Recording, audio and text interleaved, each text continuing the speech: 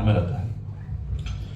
तो बातचीत में कई बार बोलते थे कि बेटा जिंदगी में तू कहीं भी जाए कहीं भी रहे, लेकिन जीवन में एक चीज का ध्यान रखना, जिस घर में माँ बहन बेटी की आंख में आंसू मिलेंगे उस घर में कभी खुशियां नहीं मिलेगी।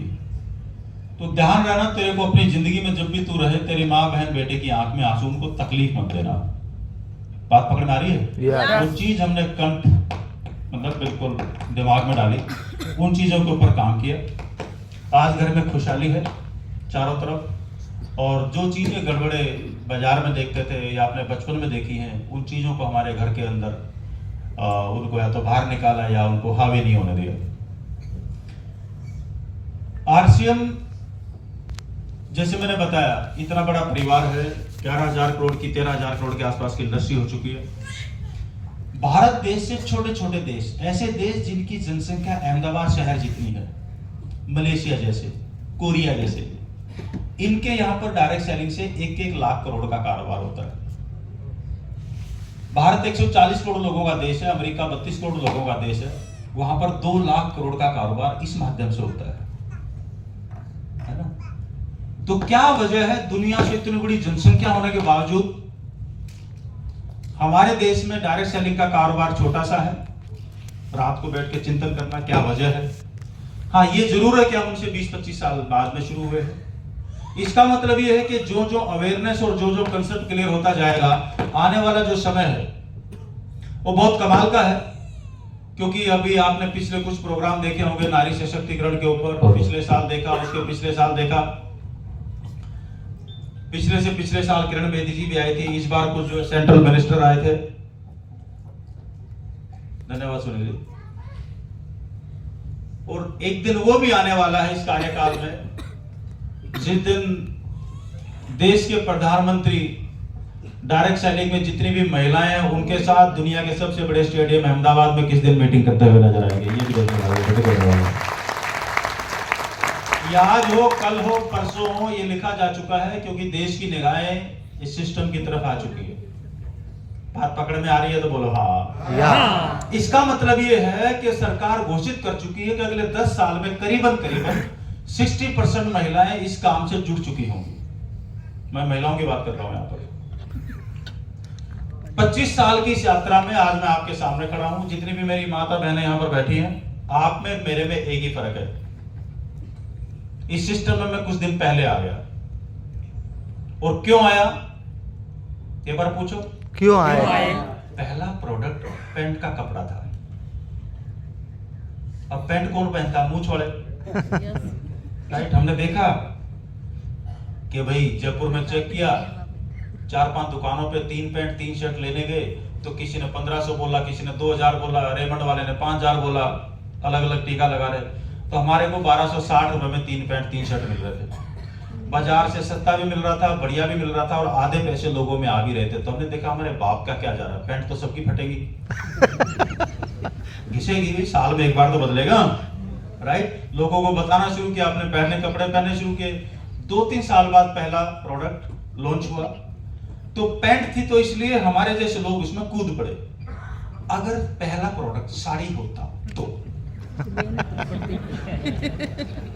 ये अभी यहां पर बहुत सारे मूछ वाले आए थे ना, इनकी जगह पे बहनें यहां पर खड़ी होती और बोलती मेरे 50 लाख आ चुके, मेरे 2 करोड़ आ चुके, मेरे 5 करोड़ आ चुके। बस ये इतना सा फर्क है। तो आज आपको मिला है बहनों को तो 400 प्रोडक्ट के साथ मिला है।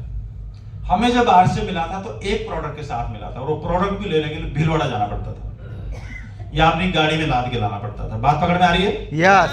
2-2, 4-4 लोगों के साथ वो मीटिंगें करते थे। अपना ये ऐसा व्हाइट बोर्ड और स्टैंड गाड़ी के अंदर रहता था।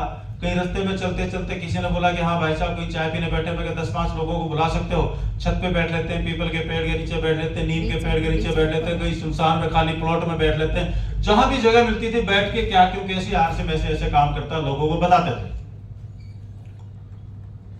किसी ब्याह शादी में भी जाते थे, अपना ये बोर्ड सब गाड़ी में छुपा के रखते थे, और जैसे उधर फेरे वेरे होते थे मैं 10-5 लोगों को लेके पीछे कहीं छत पे चढ़ के अपनी मीटिंग कर रहा होता था। यानी कि कहां मौका ढूंढना है लोगों को बताने का। तो मुद्दा क्या है, जो जानकारी आपके पास है उसको कैसे मौका ढूंढ के आप लोगों को बता पाओ। आपको ऊपर वाले ने प्रसाद दिया है, जो जितना बांटेगा उसको उतना ज्यादा मिलेगा। ध्यान रख लेना, जो जितना ज्यादा बांटेगा। ये ब्रह्मांड का नियम है।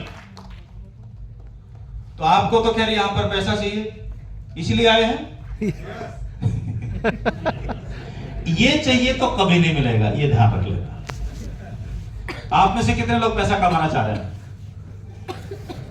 कमाना चाह रहे हैं? यस। तभी तो काम धंधे कर रहे हैं। या अच्छा, अमीर कितने होना चाह रहे हैं? बहुत बढ़िया।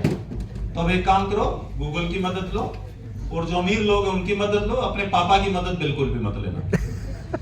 क्योंकि हम कौन है? मेरे दादाजी किसान थे, पिताजी फौज में थे, तो ये लोग पैसे वाले नहीं थे। तो हम यहाँ पर जितने भी हैं, ना तो टाटा के औलाद है ना बिरला के औलाद है। क्लियर है? यस। तो अमीर होने के बारे में हमारे खानदान में कोई राय नहीं दे सकता। देगा तो वही बोलेगा, एक ऑटो चलाता है, 2 ऑटो और चला ले, एक दुकान खोल रखी है, 2 दुकान और कर ले। बात पकड़ में आ रही है? यस। टीचर है तो शाम को 2 घंटे ट्यूशन पढ़ा ले, ये राय आएगी, इसके अलावा कुछ राय नहीं आएगी। और कुछ भी थोड़ा सा मोड़ा इधर उधर टेढ़ा मेढ़ा करने की कोशिश करोगे तो घर वाले बोलेंगे चुपचाप सीधा सीधा, पागल मत बन। क्या नहीं बन? पागल। जोर से बोलो, पागल। और हम बहुत सीधे हैं, हम सब लोग आज्ञाकारी हैं। हमारे घरों के अंदर एक संस्कार दिया जाता है, पता नहीं हरियाणा की तरफ की बात बता रहा हूं मैं, गुजरात का मुझे पता नहीं ज्यादा। हमारी तरफ एक संस्कार होता है कि भाई घर में कुछ भी करो माँ बाप से पूछ पूछ के करो, ऐसा बोला जाता है। आपके गुजरात में बोला जाता है? यस। और लोग इतने ज्यादा आज्ञाकारी हो जाते हैं, उनको उनके फायदे की बात बताओ।